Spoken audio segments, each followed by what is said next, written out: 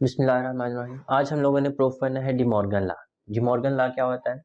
तो De Morgan law ये था कि अगर दो सेट्स की यूनियन का कॉम्प्लीमेंट हो तो एक्चुअली कॉम्प्लीमेंट अगर अंदर ले जाए तो वो यूनियन इंटरसेक्शन में चेंज हो जाती है और इंटरसेक्शन यूनियन में चेंज हो जाती है।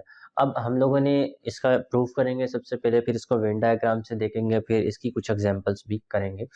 तो सबसे पहले आपको ये पता होना चाहिए कि दो सेट्स को, चूंकि ये भी एक सेट है ये भी एक सेट है, तो दो सेट्स को इक्वल किस तरह शो करते हैं। अगर हम लोग ये शो कर दें कि लेट्स सपोज अगर हमें ए बी का चेक करना है, अगर ये शो कर दें ए बी का सबसेट है और बी ए का, दोनों मतलब एक दूसरे के सबसेट हैं, तो ये जो दोनों इक्वेशंस होंगी तो यहाँ पे सिर्फ और सिर्फ एक ही पॉसिबिलिटी बचेगी कि ए इज इक्वल टू बी। तो एक्चुअली हमें ये शो करना है कि ये इसका सबसेट है और ये इसका, इसमें भी ऐसे ही ये इसका है और ये वाला इसका है।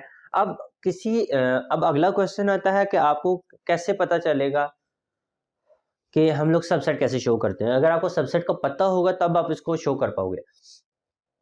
अगर मुझे शो करने है कि ए बी का सबसेट है तो मैं स्टार्ट कहां से करूंगा, मैं इसका एक जनरल एलिमेंट ले लूंगा, ठीक है, और मैं उसको लॉजिक सप्लाई करूंगा और फिर अगर एंड पे ये शो कर दूं कि वो बी का एलिमेंट है तो ये फिर ये चीज मेरे पास बताएगी कि ए बी का सबसेट हो गया। सेम चीज फिर बी का एक कि बी का एलिमेंट लूंगा और ये शो कर दूंगा कि वो ए का एलिमेंट है तो वो बी ए का सबसेट हो जाएगा। तो अब आपके पास दोनों चीजें पता चल गई कि इक्वल होने के लिए आपने ये सबसेट शो करना है, और सबसेट किस तरह शो करना है, इसका एलिमेंट लेना है और शो कर देना है वो इसका एलिमेंट है तो ये इसका सबसेट हो जाएगा। ठीक है, क्लियर है? चलें अभी हम लोग फर्स्ट वाले का प्रूफ करते हैं। Let x belongs to A union B. ये जो मैंने प्राइम डाला हुआ है इसका मतलब होता है कॉम्प्लीमेंट, ठीक है। तो x belongs to A union B, अगर ए यूनियन बी के कॉम्प्लीमेंट में है तो इसका मतलब है कि x does not belongs to A union B, ठीक है। अगर वो कॉम्प्लीमेंट में है तो ऑब्वियसली वो यूनियन में नहीं है। अगर वो यूनियन में नहीं है इसका क्या मतलब है कि आपके पास वो एलिमेंट ना ही ए में है एंड ना ही वो एलिमेंट बी में। अगर वो ए में नहीं है तो ऑब्वियसली ए के कॉम्प्लीमेंट में होगा। किस में होगा? ए के कॉम्प्लीमेंट में। एंड या फिर अगर बी में नहीं है तो बी के कॉम्प्लीमेंट में होगा। अब अगर ए में भी है और बी के ए कॉम्प्लीमेंट में भी है बी कॉम्प्लीमेंट में भी है, इसका मतलब है ये एलिमेंट इन दोनों की इंटरसेक्शन में आ जाएगा। यही बात हुई ना। अब देखिए हम लोगों ने कहा लिया था, ये एक्स किस चीज का एलिमेंट है? लेफ्ट हैंड साइड का। हमने क्या शो कर दिया है किसका एलिमेंट है? राइट हैंड साइड का। तो ये चीज क्या बताती है? This implies that A union B complement is a subset of right hand side, ठीक है। Left hand side right hand side का सब एक बात हम लोगों ने प्रूफ कर दी। चलिए अब दूसरी लेते हैं। दूसरी, अब हम लोगों ने राइट हैंड साइड का एलिमेंट लेना है। जरूरी नहीं है आप कोई और एलिमेंट लो, आप एक्स के साथ भी कैरी कर सकते हो, इससे कोई हर्ज नहीं है। Let x belongs to A complement intersection. अगर ये एलिमेंट दोनों के इंटरसेक्शन में है इसका मतलब है कि आपके पास ये जो एलिमेंट है ये दोनों सेट्स में मौजूद है। ए कॉम्प्लीमेंट में भी है एंड ये बी कॉम्प्लीमेंट में भी, ठीक है। अगर ये दोनों कॉम्प्लीमेंट में है तो इसका मतलब है ये ए में भी नहीं बिलोंग करेगा और ये एलिमेंट बी में भी नहीं बिलोंग करेगा। अगर ये ए में नहीं है बी में नहीं है तो ऑब्वियसली ये इन दोनों की यूनियन में नहीं होगा, क्योंकि ए में भी नहीं है और बी में भी नहीं है। अगर उन दोनों की यूनियन में नहीं है तो आपके पास ये कहाँ बिलोंग करेगा? ऑब्वियसली इस सेट के। अगर इस सेट में नहीं है इसका क्या मतलब है ये कहाँ होगा? इसके कॉम्प्लीमेंट में। अब आप चेक करें हमने किस चीज का एलिमेंट, ये x क्या कहा था, इसका एलिमेंट है, लेकिन शो क्या हो गया, लेफ्ट हैंड साइड का element. This implies that right hand side is a subset of left hand side. तो ये मैंने आपको पहले बताया था, left hand side right hand side का सबसेट होगी, right hand side left hand side का। तो bye 1 and 2, bye 1 and 2 implies that कि यहाँ पे क्या होगा फिर, ऑब्वियसली ये दोनों साइड्स इक्वल होंगी। क्या होंगी, दोनों साइड्स इक्वल होंगी। तो यही हमारा फर्स्ट पार्ट था जो कि मैंने प्रूफ कर दिया। ठीक है, अब सेम इसी स्टेप्स पे हम लोग क्या करेंगे, अपना सेकंड पार्ट प्रूफ करेंगे। चले मैं इसको रेस कर देता हूं यहां से। अब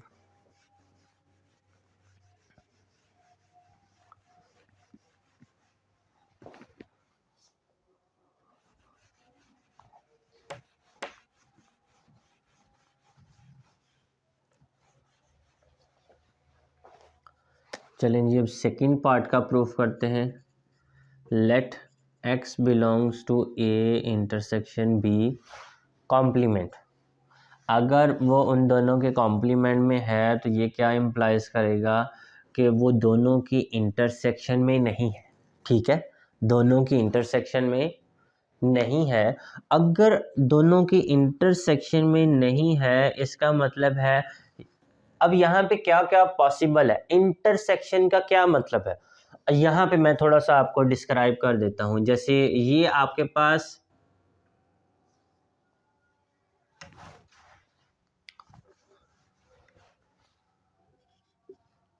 सेट ए है 1 2 और 3, सेट बी अगर इसमें लिखा हो 2 4 6। अब यहाँ पे देखो ए इंटरसेक्शन बी क्या आती है, सिर्फ और सिर्फ 2। यहाँ पे दो पॉसिबिलिटीज है कि एक, अब अगर मैं आपसे पूछूं 1 इंटरसेक्शन, इन दोनों के इंटरसेक्शन में क्यों नहीं है, तो आप कहोगे कि 1 ए में तो बिलोंग करता है लेकिन 1 बी में बिलोंग नहीं करता। अगर मैं आपसे पूछूं भाई फिर मुझे बताओ 6 इसमें क्यों नहीं है, तो आप कहोगे जी 6 ए में नहीं है लेकिन 6 बी में है। इंटरसेक्शन में होने के लिए ये दोनों सेट्स में होना चाहिए।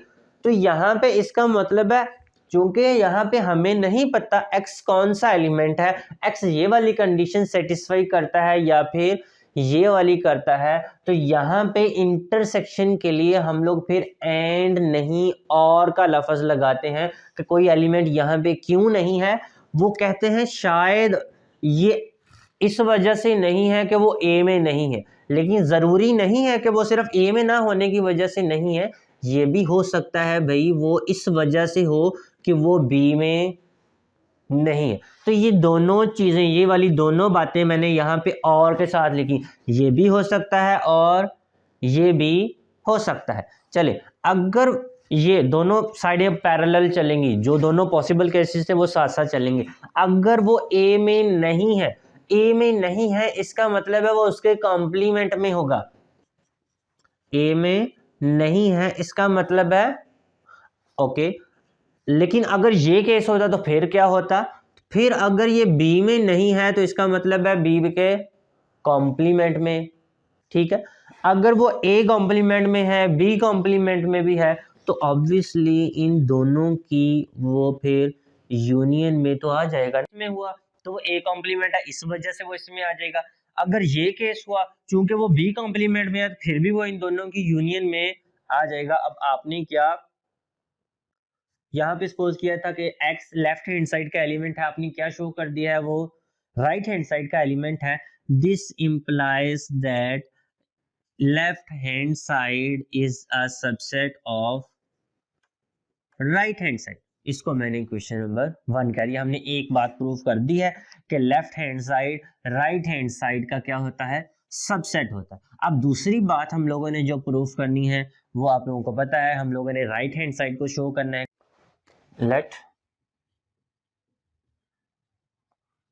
x belongs to A complement union. अब हम लोगों ने ये सपोज कर लिया कि ये राइट हैंड साइड का एलिमेंट है, तो हम लोग ये शो करेंगे कि ये लेफ्ट हैंड साइड में बिलोंग कर देता है, तो ये आपके पास उसका सबसेट हो जाएगा। चले, अगर वो ए कॉम्प्लीमेंट दोनों की यूनियन में है तो ऑब्वियसली जरूरी तो नहीं है कि वो दोनों में हो, यूनियन में है दोनों में से किसी एक में भी हो सकता है, दोनों में भी हो सकता है। चलें, ए बिलोंग्स ए कॉम्प्लीमेंट में या फिर बी कॉम्प्लीमेंट, ठीक है। अगर वो कॉम्प्लीमेंट में है तो ऑब्वियसली वो ए में बी नहीं होगा और बी में भी नहीं होगा। अगर वो ए में भी नहीं है, बी में भी नहीं है, तो ऑब्वियसली उन दोनों की वो यूनियन उन दोनों की वो इंटरसेक्शन में भी नहीं आएगा, उन दोनों की वो इंटरसेक्शन में भी। अगर वो इन दोनों के इंटरसेक्शन में नहीं आता तो ऑब्वियसली इस सेट के कॉम्प्लीमेंट में होगा। हम लोगों ने क्या सपोज किया था, राइट हैंड साइड का एलिमेंट, क्या शो कर दिया, लेफ्ट हैंड साइड का element. So this implies that right hand side is a subset of left hand side। ये इक्वेशन 2 बन गई। तो इक्वेशन 1 और इक्वेशन 2 हम लोगों ने शो कर दिया, left hand side right hand side का सबसेट है और right hand side left hand side का सबसेट है। सो bye 1 and 2 implies that left hand side is equal to right hand side, hence proved। तो ये हमारे पास दोनों डिमॉर्गन्स लॉ का प्रूफ हो गया। अब